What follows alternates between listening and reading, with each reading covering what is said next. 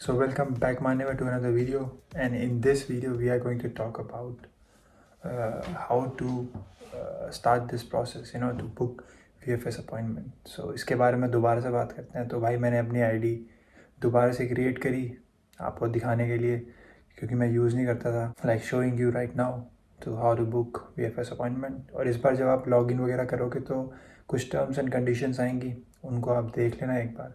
तो चलो आपको भी गो थ्रू करवाते हैं और वीडियो स्टार्ट करते हैं.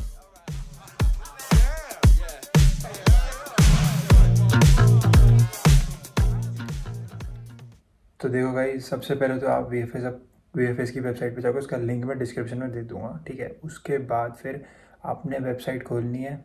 उसके बाद वहाँ पे आपने आई डोंट हैव अकाउंट के उस पे ऑप्शन पे जाना है. अगर आपने अकाउंट क्रिएट कर लिया है, टर्म्स एंड कंडीशन पढ़ लिए हैं तो बहुत बढ़िया, वेल एंड गुड. फिर आप लगे रहो अपना रोज़, है ना. और एम्बेसी को ईमेल लिख सकते हो अगर आपको स्लॉट्स नहीं दिख रहे, तो वो आपको टाइम बताएंगे. उस टाइम पे भी जाके देखो. फिर एक ये टिप है मेरी तरफ से, है ना, अगर वीडियोस आप मेरी देखते हो तो. उसके अलावा जिन्होंने कुछ नहीं करा है, ज़ीरो से स्टार्ट कर रहे हैं, जिनको कुछ नहीं आइडिया VFS का. VFS भाई एक वेबसाइट है. VFS है क्या, पहले थोड़ा सा ब्रीफ में बता देता हूँ. VFS एक वेबसाइट है, VFS.global. उस पर जाते हो आप, वहाँ पे फ़िल्टर लगाते हो कौन सी कंट्री से अप्लाई करो. इंडिया, कोई अगर कहीं और से कर रहा है तो वहाँ की लगाएगा, ठीक है.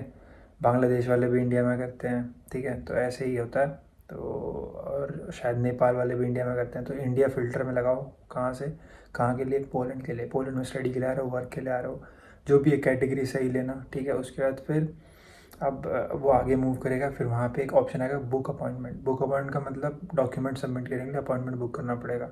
तो उस पर जैसे क्लिक करोगे, फिर वहाँ पे आपको जाके क्या करना है, आई डोंट हैव अकाउंट का ऑप्शन क्लिक. अपना साइन अप करके अकाउंट बनाओ. अकाउंट बना के पासवर्ड वगैरह याद रखना भाई, भूल मत जाना, ठीक है. उसके बाद फिर एक कुछ टर्म्स एंड कंडीशन वाला पेज आएगा. जैसे ही आप नेक्स्ट करोगे तो आपको चलो स्क्रीन पे लेके चलते हैं, दिखाते हैं. तो भैया टर्म्स एंड कंडीशंस ऐसे आएंगी, इनको ध्यान से देख लेना, ठीक है. कैटेगरी ऑफ वीज़ा जो भी आपका क्लिक करके देख सकते हो. मैं दिखा नहीं रहा है क्योंकि नेशनल टाइप में जाना पड़ेगा आपको, लेकिन चलो क्लिक करके दिखाते हैं, ज़रूरी है. तो वीज़ा टाइप ये तो क्या क्या आ रहा है. ज्यूरिसडिक्शन अपना देख लो, Schengen visa, business, tourist, national visa. आप नेशनल वीज़ा में वो आते हैं जो 1 साल से ऊपर के लिए यहाँ आ रहे हैं. अब वो स्टडी के लिए ज़्यादातर इसी के लिए आते हैं. तो स्टडी, एम्प्लॉयमेंट, अदर मतलब फैमिली रियूनिफिकेशन, ठीक है. शेंगन वीज़ा जो टूरिस्ट वीज़ा अप्लाई कर रहे हैं. एनीवे टूरिस्ट वीज़ा पे भी क्लिक कर सकते हो आप. स्टडी पे गए हम क्योंकि हम स्टडी कर रहे हैं, ठीक है.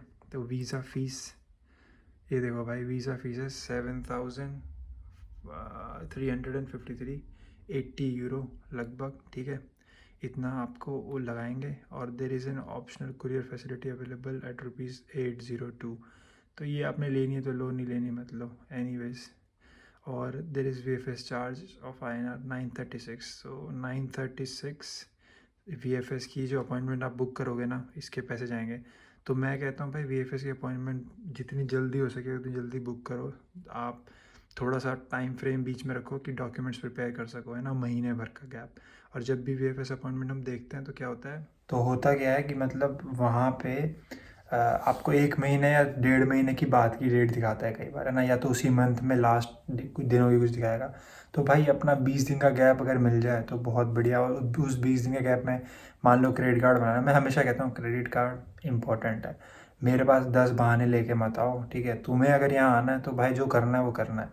जो जिस पे पैसे हैं, जो डॉक्यूमेंट प्रिपेयर कर सकता है, जो करेगा, जो एक्शंस लेगा, he will get visa for sure. मैं ये कहता हूँ. डॉक्यूमेंट्स बोलते हैं आपके, और आपका स्टेटमेंट ऑफ पर्पस बहुत इंपॉर्टेंट होता है मेरे हिसाब से, ठीक है. तो ये चीज़ आप अपने दिमाग में रखो कि डॉक्यूमेंट्स प्रिपेयर करने का टाइम होना चाहिए. ये नहीं कि डॉक्यूमेंट प्रिपेयर नहीं कर पा रहे, ठीक है. मतलब आपने बहुत जल्दी ले लिया. तो गैप रखो 20 दिन से ज़्यादा का, ठीक है. और अगर मिल जाए तो फटाफट इमीडिएटली बुक करो, ठीक है. और 20 दिन भाई बहुत होते हैं. 2 हफ्ते के अंदर बहुत काम हो सकता है अगर आप मंडे से स्टार्ट करो सारा कुछ, तो ठीक है. उसके बाद फिर 936 INR मतलब ₹1000 लगते हैं भाई. तो बुक कर लो यार VFS अपॉइंटमेंट सबसे पहले. ये टेंशन बाद में जुलाई अगस्त में जब लोग बुक करना शुरू करते हैं. अभी जून स्टार्ट हो रहा है, तो जो जिसको एडमिशन मिल जाए, ऑफ़र लेटर आए और आप श्योर हो कि वहाँ जाना है उसी यूनिवर्सिटी में, सबसे पहले VFS अपॉइंटमेंट बुक करो, ठीक है. और डॉक्यूमेंट अपोस्टाइल वगैरह तो भाई सबसे पहले करवा लो. तो उसके बाद फिर हम आगे बढ़ते हैं और कैटेगरीज वगैरह देखते हैं इसमें, ठीक है। बाकी भाई फ़ोटो स्पेसिफिकेशंस ये होती है, मैं बोलूँगा VFX में जाके खिंचवा लेना, 2 फ़ोटो खींचनी होती है फटाफट, नहीं खिंचवा सकते तो ऐसे खिंचवाना, और 80% फेस होना चाहिए। ये सारा यहाँ पे लिखा होता है, आप इसको एक बार ध्यान से पढ़ लेना, ठीक है।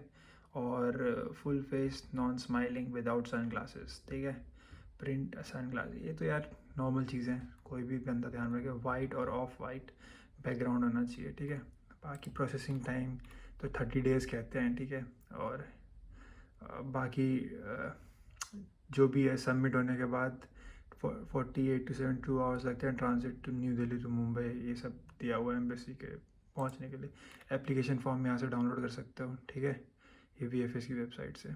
उसके बाद फिर हम चलते हैं वापस लास्ट वाले स्लाइड पे, ठीक है। यहाँ पे थे तो अपील के भी ऑप्शन होते हैं, ठीक है, उसका भी सेम दोबारा से फ़ीस देनी पड़ती है 7,054। तो ये थोड़ी सी कम होती है, लेकिन 7,000 ही है लगभग यार, ये राउंड ऑफ।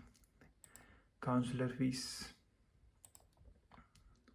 सर्विस जो वो 936 लेते हैं वो दिया हुआ है। वीज़ा एप्लीकेशन सेंटर, ठीक है, वीज़ा एप्लीकेशन सेंटर्स होते हैं अलग अलग भाई अपने जुरिसडिक्शन के हिसाब से। अब मान लो कोई मंडे टू फ्राइडे अहमदाबाद का टाइम ये है, बेंगलोर, चेन्नई, हैदराबाद, जो भी आपका नियरेस्ट पड़ता है ना, शायद वही होता है आपका। बाकी प्रीमियम सर्विस इनकी अगर लेनी है तो ले सकते हो, थोड़ी हेल्प कर देते हैं क्योंकि आप पैसा देते हो तो, लेकिन कोई फ़र्क नहीं पड़ता ज़्यादा। वापस बैक करते हैं, कंटिन्यू। भैया ये सब है जुरिसडिक्शन, ठीक है, चेन्नई, हैदराबाद, जयपुर, कोलकाता, जो भी नियरेस्ट होता है आपका वहाँ जा सकते हो, ठीक है। और फिर उसके बाद फिर अगले जब हम स्लाइड किया मैंने आगे, तो आपका नाम, डिटेल, पासपोर्ट नंबर और ये सारी चीज़ें डाल के नीचे फ़ोन नंबर, ईमेल आईडी डाल के आगे बढ़ जाओ, ठीक है। और यहाँ पे टाइम सेशन देखो काउंट हो रहा है, ठीक है। तो ये लोग भी ना यही देखते हैं कि जो बंदा डिले कर रहा है, कुछ और कर रहा है, तो ये लोग उनको ब्लॉक कर देते हैं फिर। तो इसीलिए मैं ये अभी लॉग आउट हो जाऊँगा फटाफट, ठीक है भाई। वो सारी डिटेल भरने के बाद आप इस पेज पे आ जाओगे। यहाँ पे दोबारा से कैटेगरी है नेशनल या शेंगन। शेंगन का मतलब टूरिस्ट, नेशनल का मतलब स्टडी या वर्क वीज़ा, ठीक है। अब मैं देखता हूँ यहाँ पे नेशनल एम्प्लॉयमेंट PhD, ओ भाई साहब PhD का अलग ऑप्शन, ये अच्छा है, इसका मतलब इनका प्रोसेस जल्दी होगा। नेशनल स्टडी में गए, ठीक है। और फिर no appointment slots are available in any centres of your selected subcategory. तो भाई ये इशू आएगी और ये अभी से ही आ रही है, तो बीच में खुलेगी और धड़ाधड़ बुक हो जाएंगे, ठीक है। अब नेशनल स्टडी से हटा के एम्प्लॉयमेंट कर दिया, ठीक है। ओ भाई साहब अभी भी देखो अदर्स में जाकर करता हूँ, ठीक है। अदर्स में ऑप्शन आ रहे हैं भाई साहब, जयपुर, दिल्ली, न्यू दिल्ली।